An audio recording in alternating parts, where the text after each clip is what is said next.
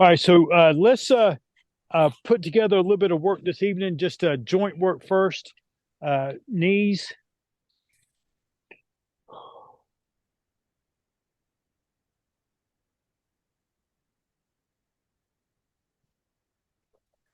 And what I had wanted to do this evening was, let's go the other way, was a little blend between the movement and the stillness. And what I had referred to earlier, uh, and through a conversation on a private lesson yesterday with Ando, who's out in Los Angeles area. Let's come up to hips now.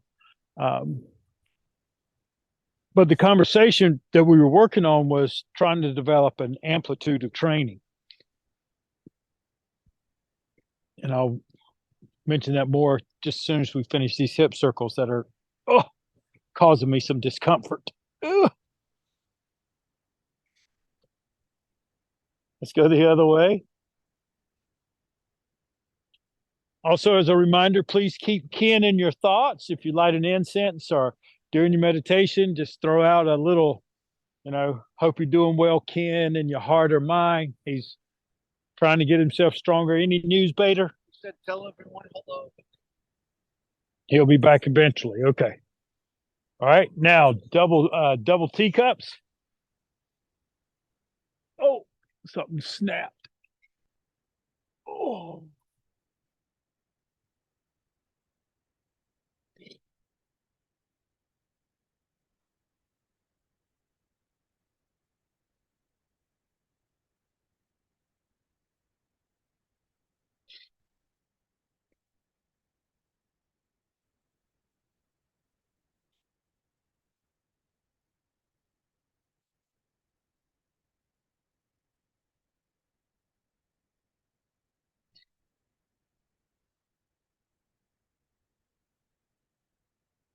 Let's do one more round.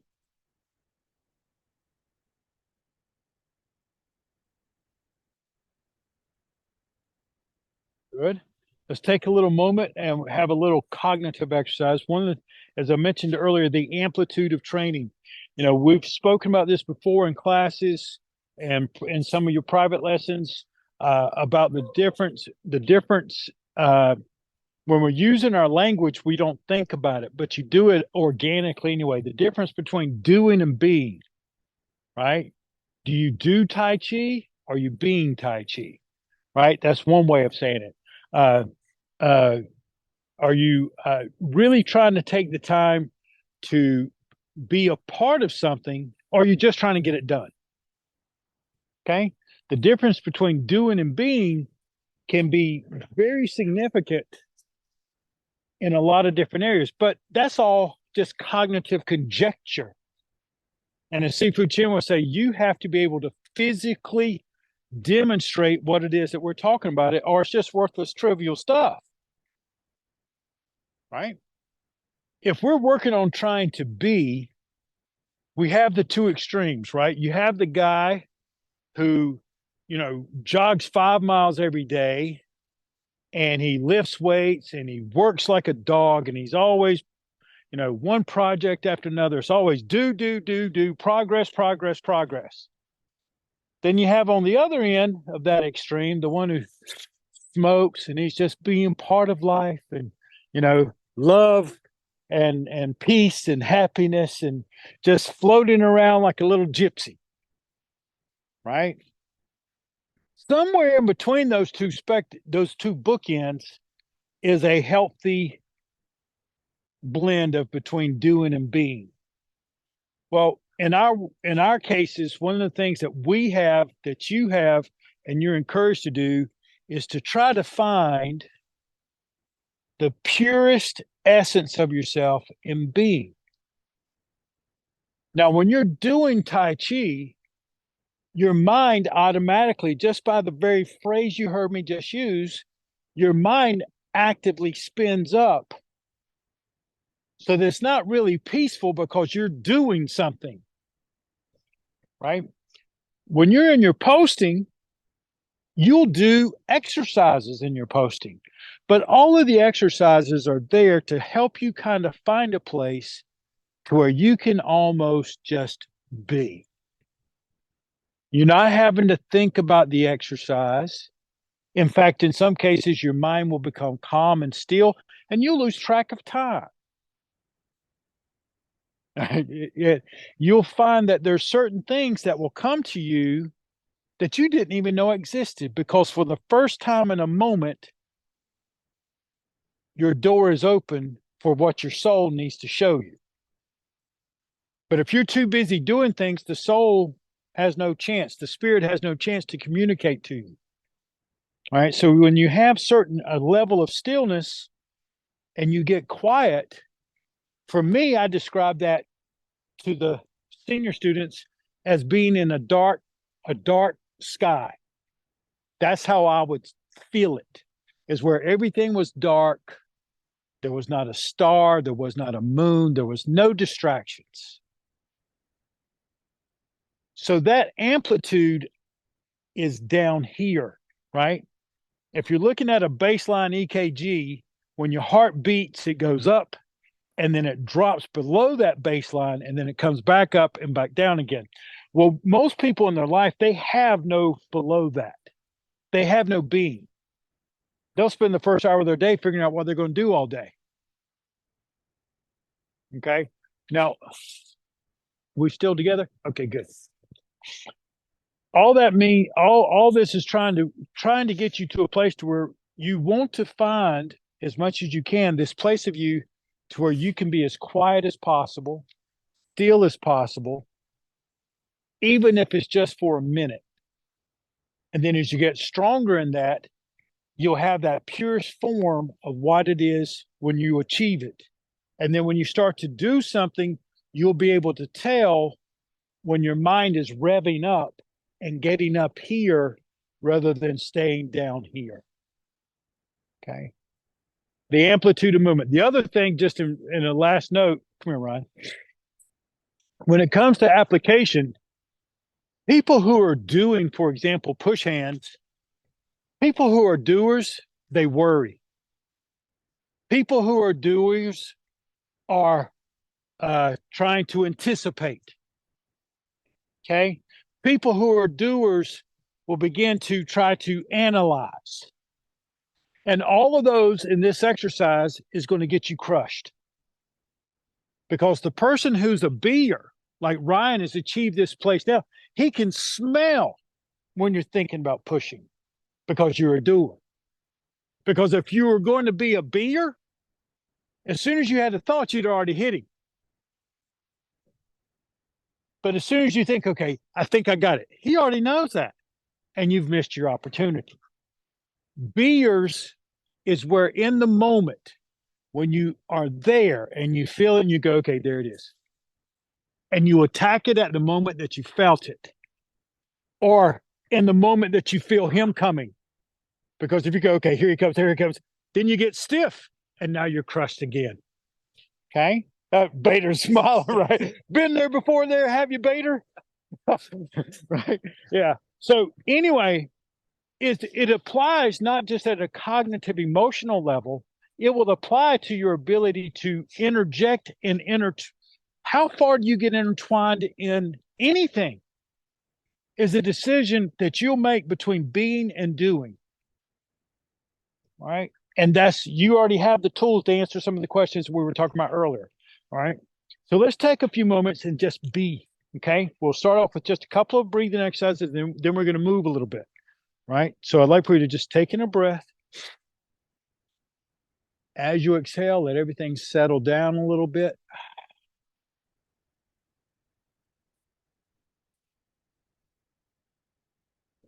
Always remember, it doesn't matter how much you do and how much you practice.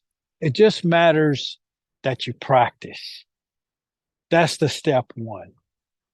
If you practiced for 3 minutes every day, that's better than practicing for 15 minutes twice a week because consistency counts.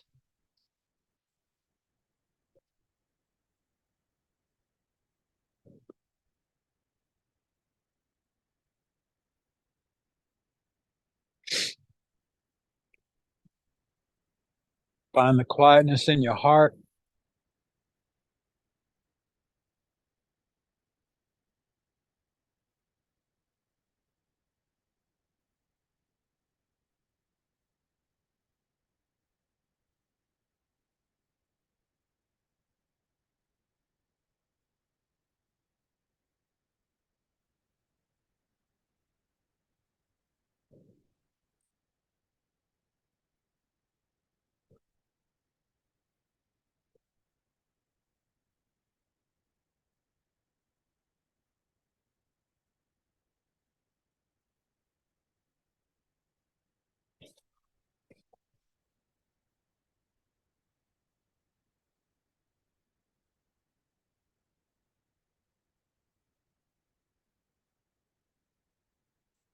when you start to have glimpses of that quietness,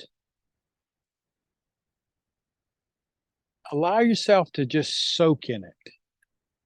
Don't try to look into it too far. Just float like a twig on a gentle sea.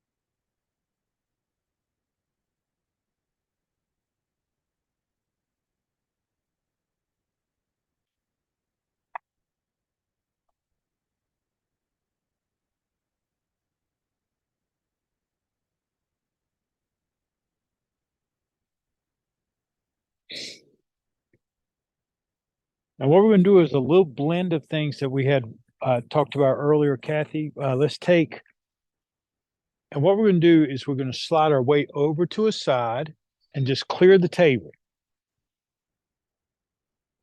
and let it come back up into our single whip start.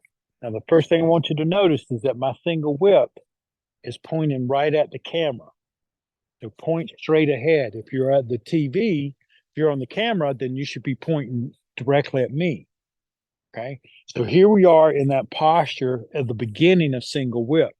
From here, I'm going to step out to my side and I'm going to begin to unfurl the single whip. And when I get about halfway where my weight is just in the middle, I lift my rear toe and it turns with the rest of my body. And out I finish on this side. Okay. Now we're going to sit back, clear the table, going the other way, and you're going to draw it in. And once again, I'm going to be right, I'm going to be straight ahead. Then I'm going to step out to the other side. I shift my weight forward, and as I open up my waist, my rear toe turns in with my waist, and then everything settles together. Now, Kathy and Bob, try not to T-Rex it. Okay, stretch out your back hand, your back arm. Don't. Thank you, Ron. There you go. Good.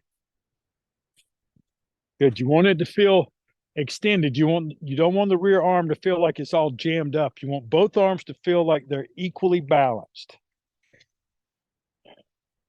Good. Let's sitting back.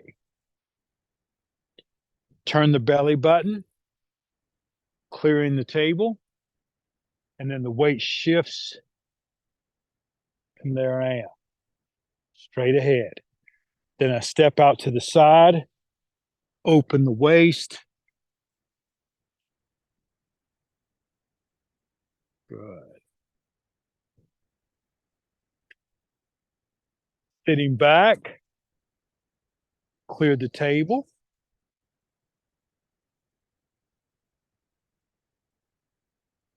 Bring it all together. Now, when you're in the posture, there you go. Your palm should be pointing toward your face, almost laying on that shoulder. If not laying on that shoulder, now step out to the side, shift the weight. When you get about 50%, start turning the belly button and then unfurl the hand. Okay. Remember, stretch it out on both sides. We're going to do it one more time to each side. Sitting back.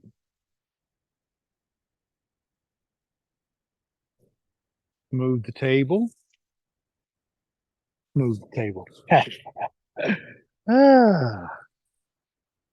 Step out to the side. Shift the weight. About turn that rear toe in and out. Good. Breathe in. Exhale. Turn. Clear the table. Step out. Shift. Good. There you are. Always check yourself. Just take a moment and breathe right there. And by breathe, I don't mean just, empty breath work. Feel yourself. Where are you? Where's your weight?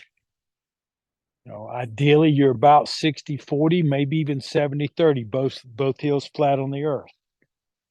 Okay. Now this time what we're going to do is change the transition. So when you sit back this time, instead of clearing the table, we'll cloud hand. Okay. So I want you to cloud hand over, draw it in, same place, single whip. Take a few breaths.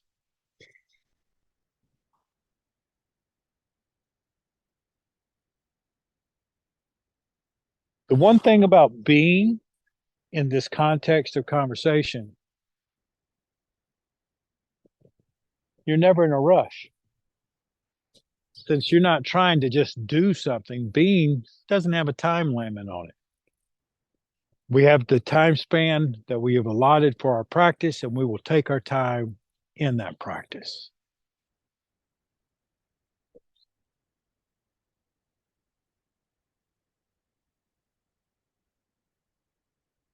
I want you to sit back, cloud hand over. As you sit back onto your foot, buffalo's tongue. There you go. The other palm open. Step out to the side. Shift the weight. Turn your waist and out. And this is the time to make a perfect posture single whip. And train your body. This is where I need you to get to.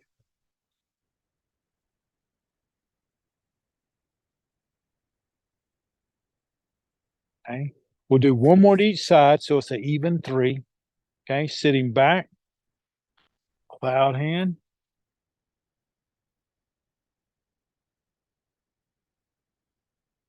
Good posture here. Step out to the side.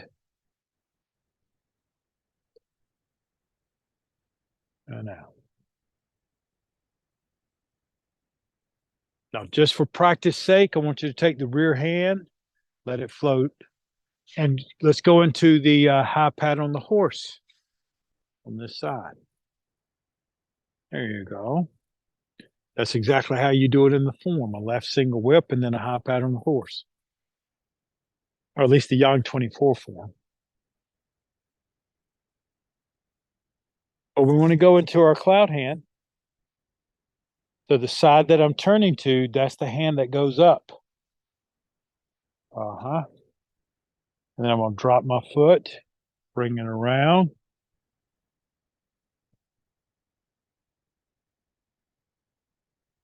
Step out to the side. And open it up.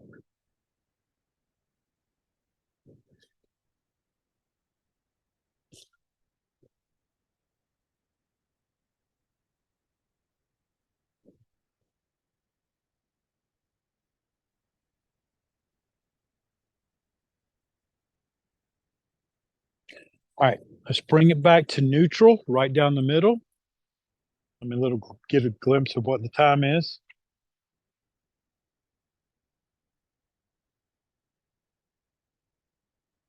Okay.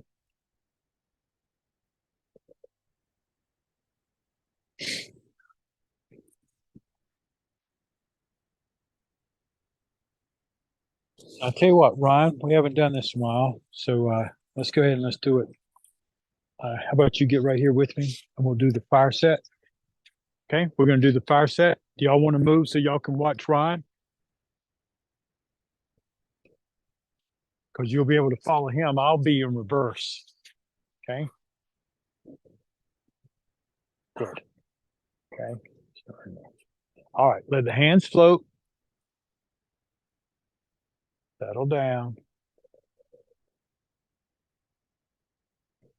And we're going to shift, hold the baby. We're not going to go too slow, just a nice smooth set, step out. Good.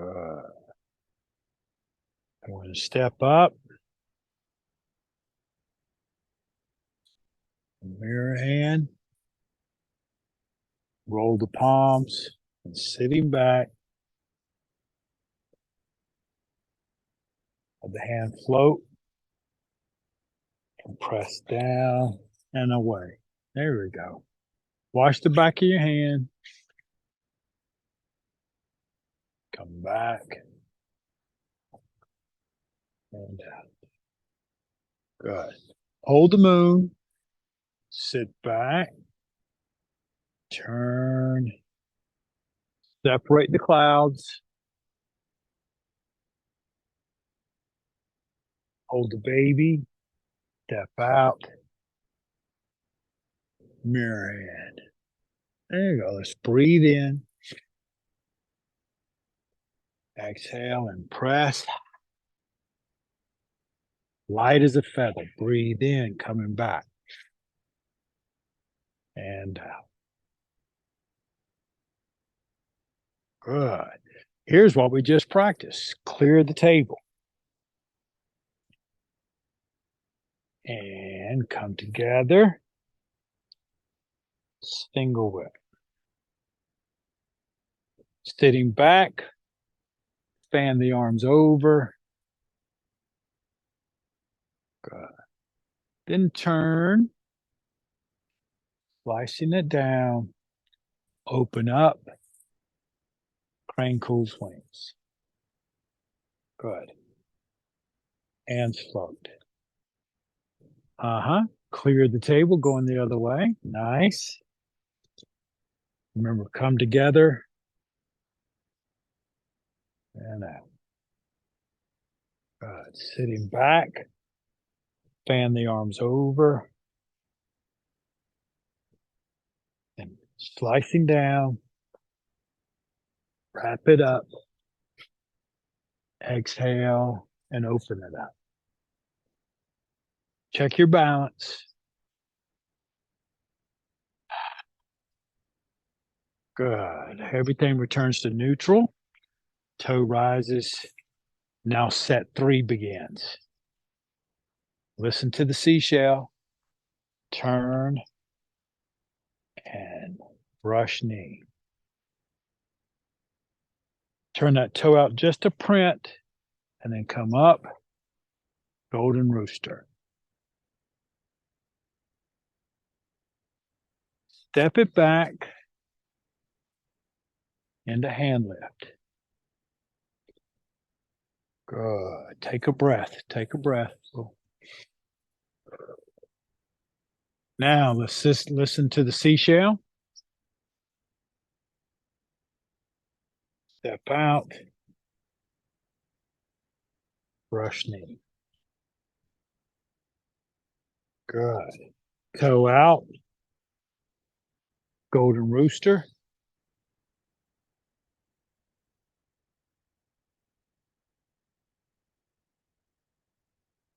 And back.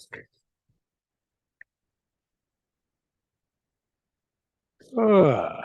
All right. We're beginning the last set. Let the hands roll down. Roll back. Shift the weight. Coming out. Backhand. Intercept. The white snake stretches out a little bit. Rolls through the grass. Center punch. Hand under elbow. Exhale. Good. Sitting back. Roll the hands back. Good. Float. And out. Good. Sitting back. The white snake stretches out. Then it rolls through the grass. We might have to do that practice by itself one night. There we go. Center punch.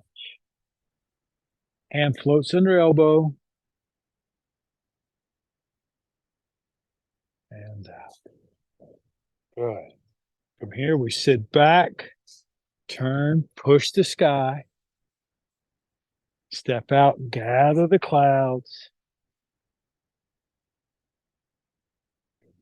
stand up nice and tall, and finish your ghost practice. So, in closing, just to always take a little bit of time to remember that, what to deepen your practice is literally that. You don't have to keep doing in order to get better. Sometimes you can develop a whole part of yourself that you can use just by being quiet and learning to find the purest form of that is in your posting. The Tai Chi, some of the Qigong are all efforts to try to help guide you there, but at a more moderate level. Whereas the I Chuan, where the quiet posting pieces is like a purest form of it.